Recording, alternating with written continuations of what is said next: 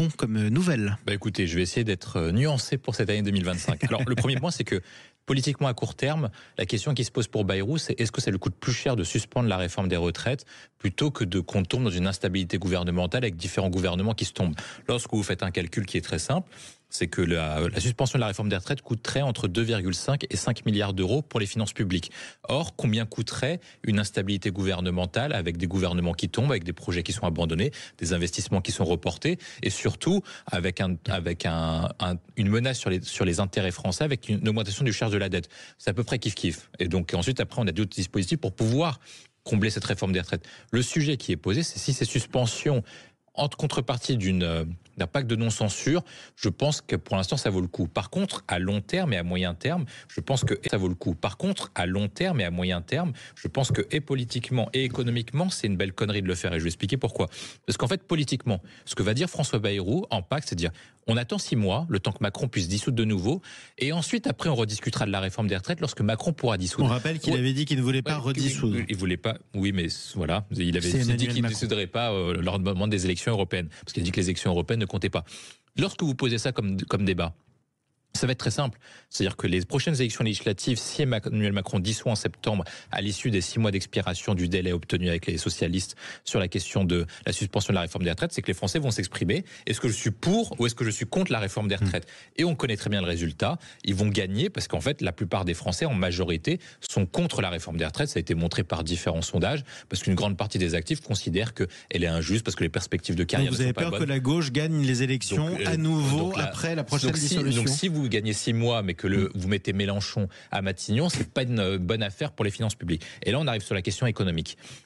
Le problème auquel je suis en désaccord, c'est est-ce qu'on peut être contre le marché du travail ou le système de politique économique en France? Oui.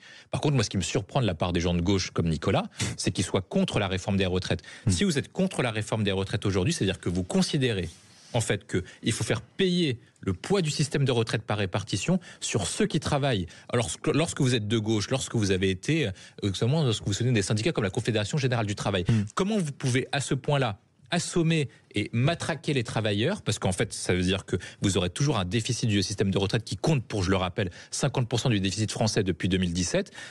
Vous avez également un régime, notamment des fonctionnaires et des régimes sociaux qui sont complètement déséquilibrés. C'est pour ça qu'on vous fait une réforme. Et si vous faites ça, vous pénalisez l'ensemble du monde du travail, les gens qui travaillent le matin et qui vont perdre leur pouvoir d'achat pour équilibrer un système de retraite au profit de gens qui ne travaillent pas. Moi, je croyais que la gauche était le goût de l'effort, c'est le goût du travail, plutôt que le goût des inactifs et le goût de la rente. C'est dommage, vous aviez bien.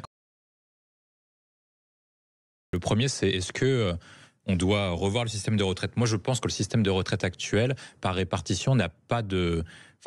et théoriquement est un des meilleurs modèles, mais qu'en fait, en termes de réalité, c'est pas le bon modèle qu'il faut faire. C'est-à-dire qu'avec la nouvelle évolution du marché du travail, avec le fait qu'on ait de moins en moins d'actifs, qu'on ait de plus en plus de retraités, avec que les carrières sont pas les mêmes qu'il y a lorsqu'on l'a mis en place lors de l'après-seconde guerre mondiale, en fait, le monde n'est plus du tout le même. Donc, en fait, le système de retraite par répartition n'est plus le plus adapté. Je pense qu'il faut avancer vers une retraite par capitalisation, tout simplement parce que c'est le meilleur modèle pour assurer la survie du système de retraite. En 2 mots, la définition de ce terme qu'on a tous entendu. La retraite par capitalisation, ça veut dire qu'au lieu de financer les retraites actuelles, au lieu de cotiser pour les retraités actuels, en fait, vous payez les retraites actuelles, vous payez pour votre propre retraite en cotisant à un fonds qu'on pourrait appeler souverain, et notamment, ça permettrait de dégager des marges de manœuvre pour financer l'économie française. Placé en bourse ou en autre chose, et qui permet d'avoir un taux de rendement qui est beaucoup plus important. Alors que le système actuel est très simple. Personne n'en parle.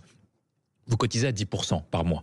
C'est-à-dire qu'en 1 an, vous cotisez à peu près 1 mois de retraite, à peu près l'équivalent de 1 mois de retraite. Vous travaillez 42 ans. Vous travaillez, donc du coup, vous cotisez pour 42 mois de retraite. Et vous voyez très bien que vous partez pas 42 mois à la retraite, vous partez beaucoup plus à la retraite. Donc le système actuel n'a pas de sens. Moi, je pense que le meilleur système théorique, ce serait capitalisation pour soutenir notre économie, et en plus, vous complétez ça pour des carrières individuelles, et je pense qu'il faut aller plutôt vers le système à points. Ensuite, après, sur la question de la répartition des efforts, je suis d'accord avec Nicolas, je pense qu'il faut faire en sorte que, comme le système de retraite actuel est très élevé, et qui représente à peu près 15 points du PIB, vous pouvez pas mettre 15 points du PIB sur des inactifs, il faut l'équilibrer pour que l'effort porte sur le plus de gens possible, et non pas uniquement sur les actifs, et donc ce serait une sorte de CSG, en fait, qui ferait en sorte que tout le monde contribuerait de la même façon. Ensuite, après, il y a un point que vous évoquez pas, Nicolas.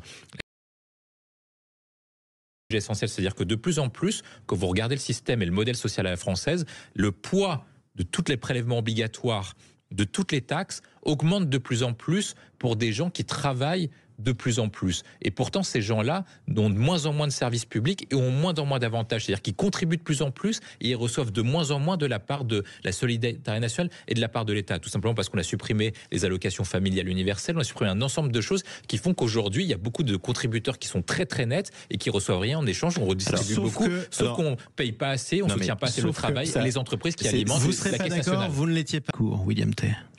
Moi, je pense que... Allez, on va essayer d'avancer, d'être constructif en 2025 et d'être très honnête. Je pense qu'il n'y a pas grand-chose à attendre. Ça va être un discours qui va être scruté, qui va être à destination des parlementaires, mais qui ne sera pas à destination des Français. Il n'aura pas vocation à parler à l'opinion publique. Il va parler aux partis politiques. Donc, il va essayer de contenter et une partie du Parti Socialiste et une partie du NFP, et contenter une partie du Rassemblement National. Et qu'en fait, les véritables choix qu'on verra, ça va être lors de sa traduction politique, en réel, qui va être la question du budget. Est-ce qu'il privilégie sa survie politique à la situation économique de la France? Est-ce qu'il privilégie les concessions au Parti Socialiste et au RN, ou est-ce qu'il privilégie une politique économique qui soit efficace aux Français? On sait à peu près ce que fait François Bayrou depuis qu'il est en politique. Donc je pense qu'il n'y aura pas de surprise.